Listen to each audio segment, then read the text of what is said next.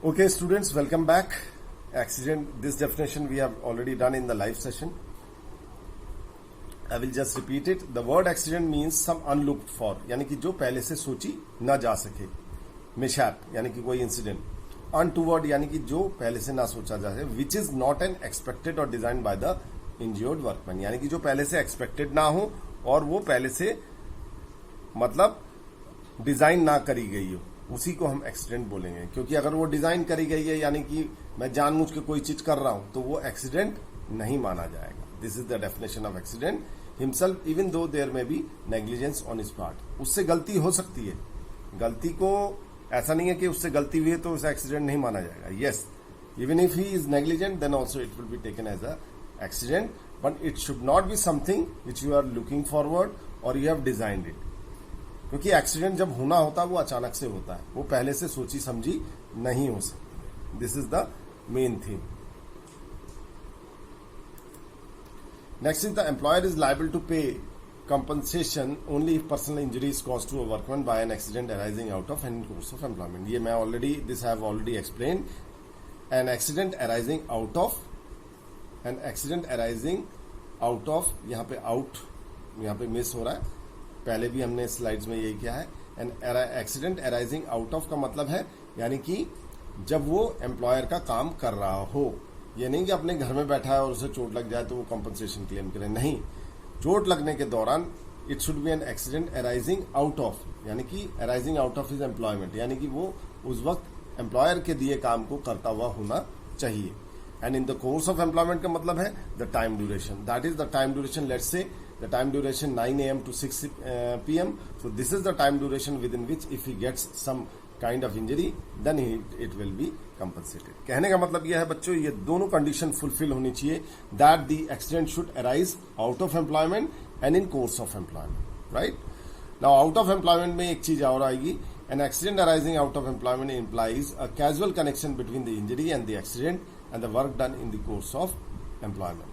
out of employment का मैंने यही बताया था कि भाई वो चोट लगने के दौरान वो एम्प्लॉयर का काम करता हुआ होना चाहिए. कैजुअल कनेक्शन का मतलब है कि किसी भी प्रकार से, कई बार क्या होता है कि मान लीजिए जैसे वो फॉर एग्जांपल वो थोड़ी देर के लिए जहां वो शेड में जहां पे काम कर रहा है फैक्ट्री में, उससे थोड़ा सा बाहर आ गया.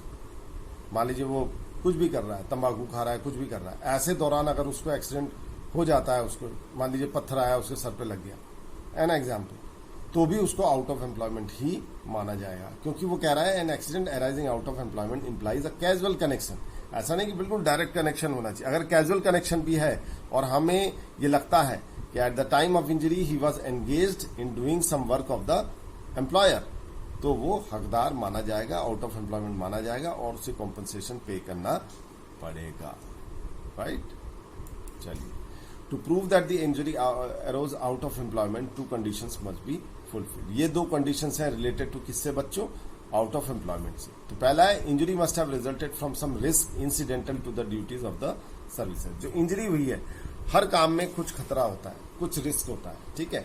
इंसिडेंटल का मतलब as an outcome of while he is doing the duty or the services there are certain risks involved in it and because of that risk he got injured. पहली कंडीशन ये हो गया, ठीक है. At the time of injury, worker must have been engaged in the business of the employer and must not be doing something for his personal advantage or benefit. भाई वो घर में बैठ के कोई काम कर रहा है या अपना कोई काम कर रहा है, he is not doing the work of the employer. ऐसे में अगर उसे चोट लगती है तो उसको आउट ऑफ एम्प्लॉयमेंट नहीं माना जाएगा. कहने का मतलब यह है whenever he gets injured, this is a condition which must be fulfilled that he must be doing the work of the employer and not his personal work. Right? I think it is clear. We will move ahead. In the course of employment, it refers to the time duration during which employment continues.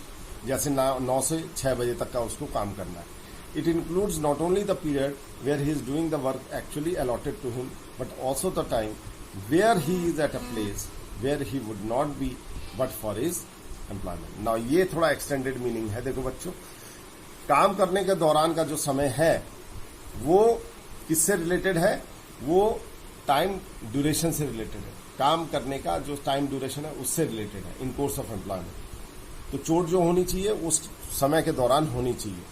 But कई बार क्या होता है, ये कह रहा है he is doing the work actually allotted to him but also the time where he is at a place where he would not be but for his employment. कई बार क्या होता है कि काम के कारण आदमी को इधर उधर भेजा जा सकता है, ठीक है, बट वो उसी समय के दौरान है। मान लीजिए 6 बजे उसको 5 बजे उसको किसी फैक्ट्री के बाहर किसी काम से भेजा गया और इस दौरान उसकी इंजरी हो गई, तो चूंकि वो समय के दौरान है, उस टाइम पीरियड के दौरान है 9 to 6 के दौरान, तो उसको कंपनसेशन पे किया जाएगा। Normally if the factory hours are from 9 to 6 AM then the employment convenes का मतलब स्टार्ट होती है 9 बजे एंड सीजेज एट यानी कि स्टॉप होती है 6 बजे। But there are certain exception to this rule. Exception का मतलब जानते हैं बच्चों, अपवाद, यानी कि कुछ ऐसी कंडीशंस हो सकती है जब इन कोर्स ऑफ एम्प्लॉयमेंट या आउट ऑफ एम्प्लॉयमेंट की कंडीशन पूरी तरह से फुलफिल ना हो रही हो, बट फिर भी, यानी कि ये जो एग्जांपल्स हैं बच्चों, ये डिसाइडेड केसेस से निकाले गए एक्सट्रैक्ट है, यानी लीगल प्रिंसिपल्स हैं, बाद में इसको कानून बना दिया गया। तो as a rule, exception rule इनको माना गया है। ये वो स्पेशल कंडीशन है जब कंडीशन फुलफिल ना होने के बावजूद भी कॉम्पनसेशन पे किया गया था, राइट। तो where means of transport is provided to a workman, the time duration which that transport is used by the workman is also included in the course of employment.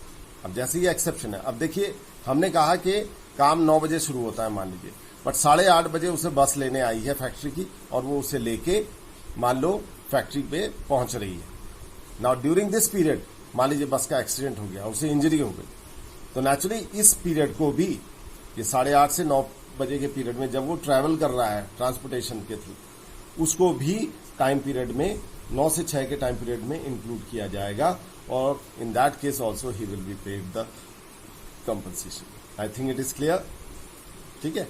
Now where a workman is in the premises of the employer where though he may not be actually working at that time is also included in the course of employment. कुछ exception में, premises में तो है, premises यानी कि factory या जो organisation का एरिया है उसके अंदर में तो है, बट वो उस वक्त एक्चुअली वर्क नहीं कर रहा था। जैसे मैंने बताया, जैसे मान लीजिए वो ऐसी रेस्ट कर रहा है, ऐसी बाहर आ गया है, काम करने के दौरान वो थोड़ी 5 मिनट के लिए बाहर आ गया और उस वक्त उसे चोट लग जाती है, तो क्या उस समय को, जब वो काम नहीं कर रहा है एक्चुअली, बट वो काम करने के दौरान है, बट वो एक्चुअली उस वक्त काम नहीं कर रहा है, मान लीजिए वो वॉशरूम गया, वॉशरूम से आते हुए उसके साथ कुछ हो गया, उस वक्त तो वो कोई काम नहीं कर रहा है, तो that time will also be included for payment of compensation, यानी कि उसको अलग नहीं माना जाएगा।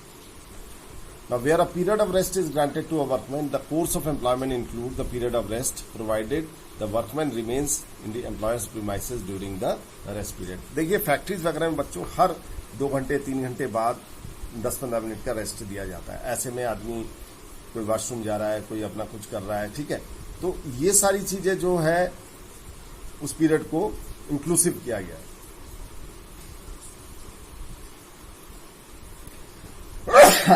Now, where a period of rest is granted to a workman, the course of employment include the period of rest. तो जो मान लीजिए 10-15 मिनट का जो बीच में इन बिटवीन पीरियड में जो रेस्ट का दिया गया है, उसको भी it will B inclusive of the time of 9 to 6, यानी कि उस वक्त के दौरान भी अगर उसे कोई इंजरी होती है तो उसको इंक्लूसिव टाइम माना जाएगा, यानी कि उस चीज के लिए उसे कॉम्पनसेशन पे किया जाएगा अगर उसे इंजरी उस रेस्ट पीरियड के दौरान भी हो जाती है तो, right.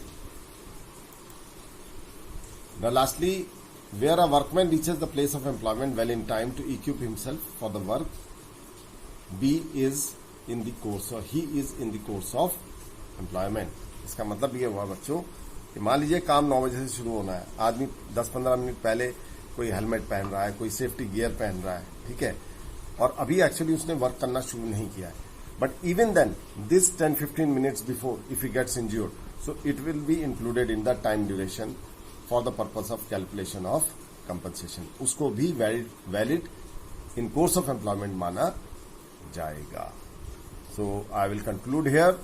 Rest we will follow in the next lecture.